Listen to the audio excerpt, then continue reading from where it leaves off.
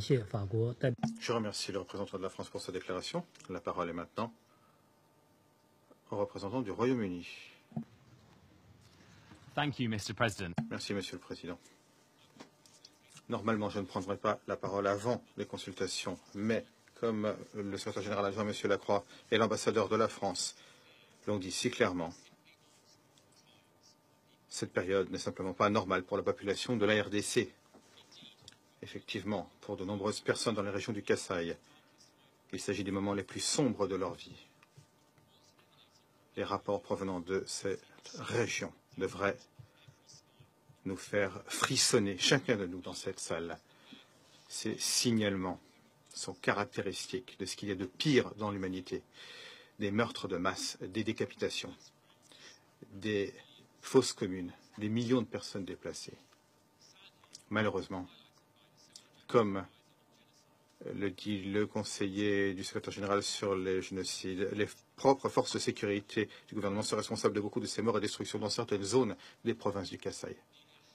Près de 100 enfants ont été mutilés et tués par les forces de leur propre gouvernement, et des enfants ont été victimes d'atteintes sexuelles de la part de forces gouvernementales. Cela représente une tendance plus large, très préoccupante. Le rapport du secrétaire général disant que 60% de 1444 violations et atteintes des droits de l'homme enregistrées en RDC ces 3 derniers mois ont été commises par des forces gouvernementales, le même gouvernement qui est le premier responsable de la protection de ses citoyens. Lorsqu'on est confronté à l'enfer, les personnes doivent pouvoir avoir espoir en leur gouvernement. Pour la population du Kasaï, eh bien, ils n'ont que crainte pour leur gouvernement. Cela ne signifie pas que les milices opérant dans ces zones sont innocentes. Absolument pas.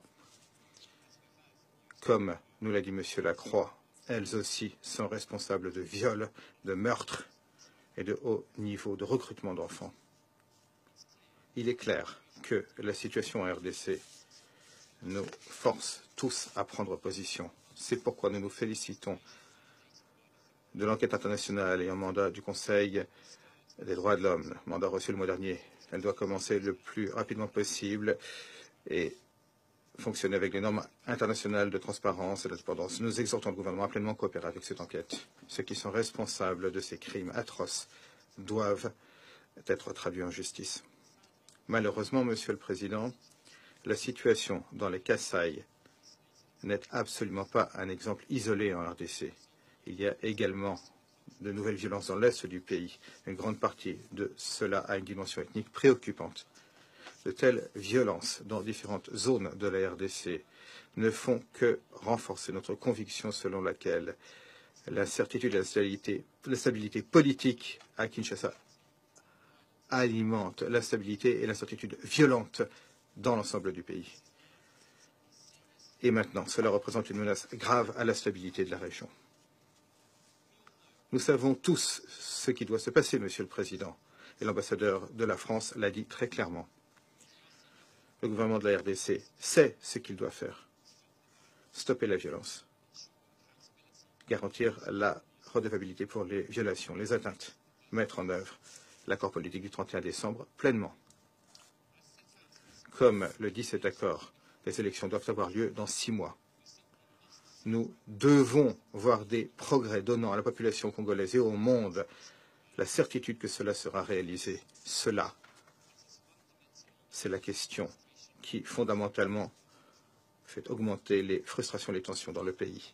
Afin d'apporter des résultats, la commission électorale doit publier un calendrier électoral fixant la date des élections conformément à l'accord du 31 décembre et convenir d'un budget afin que l'on puisse donner les financements internationaux essentiels. Je voudrais me féliciter des progrès dans l'enregistrement des électeurs et le rôle positif joué par la MONUSCO pour appuyer cela. Mais ce progrès doit se poursuivre. La sécurité ne peut pas être utilisée comme un prétexte pour de nouveaux retards. En vérité, Monsieur le Président, rien de cela n'est nouveau. Nous savons depuis longtemps ce qu'il faut faire. Il est clair que notre message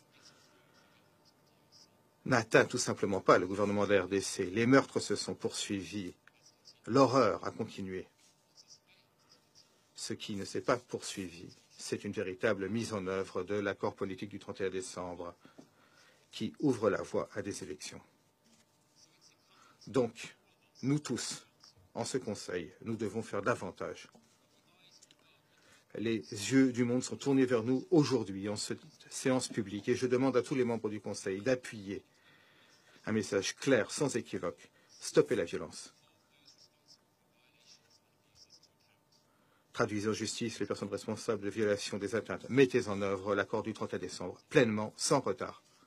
Merci.